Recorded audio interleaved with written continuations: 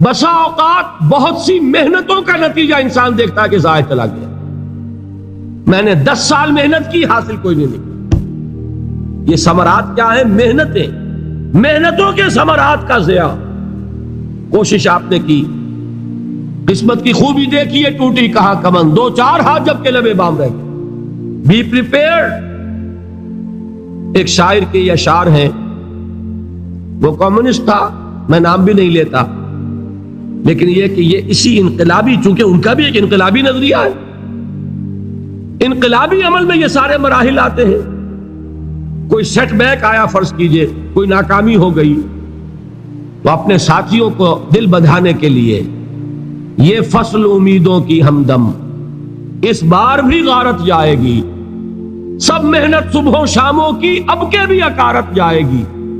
میرے نزدیک یہ ثمرات کا جو لفظ یہاں آیا ہے، وَنَقْصٍ مِّنَ الْأَمْوَالِ وَالْأَنفُسِ وَالثَّمَرَاتِ، سب محنت صبحوں شاموں کی اب کے بھی اکارت جائے گی۔ دھرتی کے کونوں کھدروں میں پھر اپنے لہو کی کھاد بھرو، پھر مٹی سینچو اشکوں سے، پھر اگلی رت کی فکر کرو، پھر اگلی رت کی فکر کرو، جب پھر ایک بار اجڑنا ہے۔ ایک فصل پکی تو بھر پایا، تب تک تو یہی کچھ کرنا ہے۔ ایک مقصد ہے سامنے، انقلاب برپا کرنا ہے۔ ایک کوشش ناکام ہو جائے کوئی پرواہ نہیں، نیکسٹ، پھر تیار رہو ناکامی کے لیے۔ ایسا نہ ہو جو انگریزی میں کہتے ہیں hope for the best but be prepared for the worst.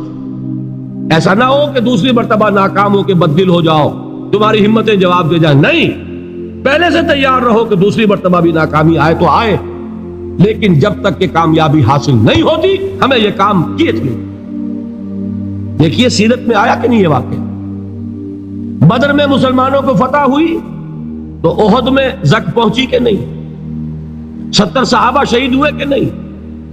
اگر ان کی ہمتیں جواب دے جاتی تو گاڑی کیسے چلتی آگے؟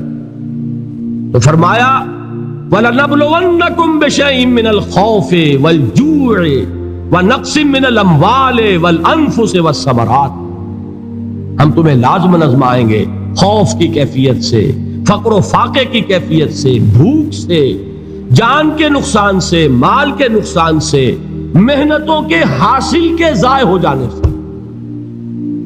وَبَشِّرِ الصَّابِرِينَ، اور اے نبی بشارت دیجئے صبر کرنے والوں، الَّذِينَ إِذَا أَصَابَتْهُمْ مُصِيبَةٌ، وہ کہ جب ان پر کوئی تکلیف آئے، کوئی مصیبت آئے، کوئی آزمائش آئے، قالوا انا للہ و انا الیہ راجعون، وہ یہ کہیں کہ ہم اللہ ہی کے ہیں، اللہ ہی کی طرف لوٹ جانا ہے۔ یہ وہی انداز ہے جو میں نے فارسی کا شعر سنایا تھا آپ کو کہ سر تسلیم خم ہے جو مزاج یار میں آئے۔ وہ ہمارا مولا ہے، ہمارا آقا ہے، اگر اسے یہی منظور ہے تو ہمیں بھی یہی منظور ہے۔ میں نے تسلیم و رضا کی بات کی تھی نا، آپ کو کچھ شعر سنائے تھے، ایک شعر اور سنیے، اور یہ کس کا ہے؟ محمد علی جوہر کا۔ ایک مرتبہ جیل گئے، ان کی ایک بیٹی جوان بیمار ہوئی، فوت ہو گئی، باہر چھوڑا انگریز نے، جاؤ بھائی دفن کر دو بیٹی کو۔ دوسری مرتبہ جیل گئے، دوسری جوان بیٹی اسی مرض میں مبتلا ہوئی، اب یہ جیل میں ہے، خبر پہنچی کہ دوسری بیٹی کے اوپر بھی اسی مرض کا حملہ ہوا۔ ایک نظم لکھی ہے جس کا آخری شعر یہ ہے، تیری صحت ہمیں منظور ہے لیکن اس کو نہیں منظور تو پھر ہم کو بھی منظور نہیں۔ یہ ہے، جب تک یہ کیفیت نہ ہو اس میدان میں آدمی ثابت قدم نہیں رہ سکتا کہ میرے رب کو اگر یہ منظور ہے تو یہی مجھے منظور، اور تیری صحت ہمیں چاہیے تو ضرور، لیکن ہمارے رب کو منظور نہیں تو ہمیں بھی منظور۔ راضی برضائے رب۔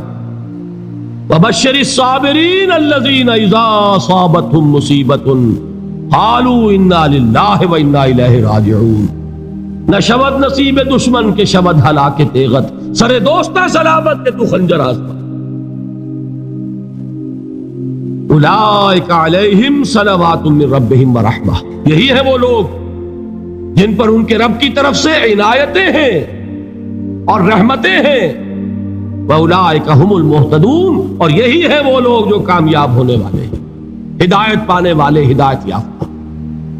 اسی سورہ بقرہ میں ذرا آگے چل کر، یہ تو ہے 20واں رکوع، 19واں رکوع، 21ویں رکوع کی پہلی آیت ہے لیس البر ان تولوا وجوہکم قبل المشرق والمغرب ولكن البر من آمن بالله واليوم الآخر والملائكة والكتاب والنبيين وآتى المال على حبه ذوي القربى واليتامى والمساكين وابن السبيل والسائلين وفي الرقاب وأقام الصلاة وآتى الزكاة والموفون بعهدهم إذا عاهدوا والصابرين في البأساء والضراء وحين البأس۔ اب یہ آیت جو ہے سورۃ العصر میں جو مضامین آئے تھے سارے اس میں موجود ہیں۔ وہاں ایمان کا لفظ آیا، یہاں 5 ایمانیات کی تفصیل آ گئی، اعمال کی تفصیل آئی، اور آخری بات وہاں کیا ہے وتواصوا بالصبر، اور یہاں کیا ہے والصابرین فی البأساء والضراء وحین البأس، اور صبر کرنے والے، اصل نیکی ان کی ہے جو صبر کریں، کس میں؟ جنگ کے وقت، ذرائے، باسائے، باسا کہتے ہیں فقر اور فاقہ، واحد آئے گا باس تو اس کے معنی جنگ، اور باسا جمع میں آئے گا تو فاقہ، فقر، بھوک، اور ذرائے جسمانی تکلیف، ضرر، جسمانی تکلیفوں میں صبر کرنے والے، فقر اور فاقے میں صبر کرنے والے، اور جنگ کے وقت صبر کرنے والے، اولئک الذین صدقوا واولئک هم المتقون، یہ ہے وہ لوگ جو صبر کرنے والے ہیں، یہ ہے جو سچے ہیں، جو اپنے دعوے میں نیکی کے اور ایمان کے صادق ہیں، اور یہی وہ لوگ ہیں جو متقی۔ اگلی سورت ہے سورہ آل عمران، اس میں 2 لفظ آئے ہیں آخری آیت، یا ایھا الذین آمنوا اصبروا وصابروا ورابطوا واتقوا اللہ لعلکم تفلحون۔ دیکھیے یہاں صبر اور صابر، جو تعلق جہد اور جہاد کا ہے وہی ہے صبر اور مصابرت۔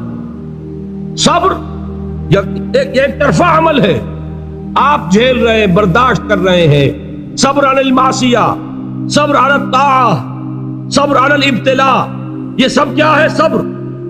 اور مصابرت کیا ہے؟ صبر کا صبر سے مقابلہ۔